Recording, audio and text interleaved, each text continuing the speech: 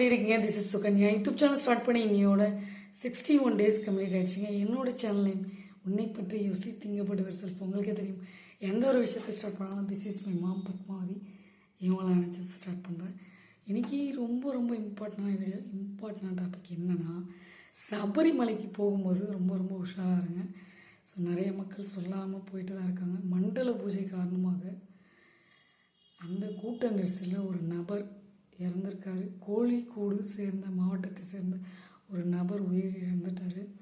ஒரு குழந்தை மூச்சு தொண்டலில் அவதிப்பட்டிருக்காங்க. அவங்கள காப்பாற்றிட்டாங்க. இருந்தாலும் சொல்கிறேன், இந்த மண்டல பூஜை நெரிசல் காரணமாக ஒரு நபர் இறந்துட்டார். எவ்வளோ பெரிய ஒரு விஷயம் பாருங்கள். கூட்ட நெரிசலில் ஜாக்கிரதையாக இருக்கணும்.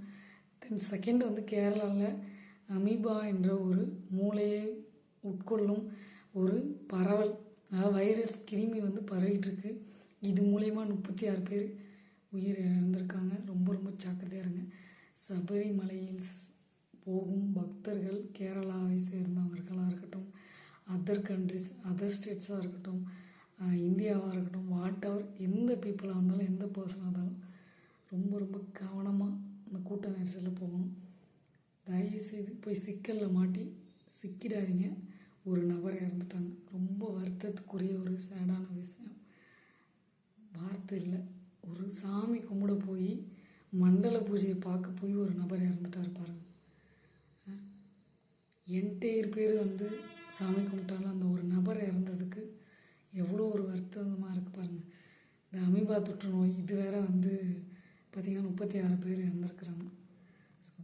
சுகாதாரத்துறையிலே இன்டிமேஷன் கொடுத்துருக்காங்க. அவேர்னஸ் வீடியோ, விழிப்புணர்வு வீடியோ எல்லாமே தகவல் சொல்கிறாங்க.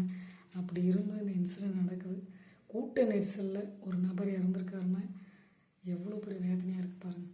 அதுதான் ஐயப்ப பக்தருங்க. அவர் எவ்வளோ கனவுகளோட ஆசையோடு அந்த கோயிலுக்கு அவருடைய ஃபுல் குறைகளையும் சொல்லிவிட்டு திரும்ப ரிட்டர்ன் போகலாம் வீட்டுக்கு நினச்சிருப்பார். அவங்க ஃபேமிலி மெம்பர்ஸ் நினச்சி பாருங்கள்.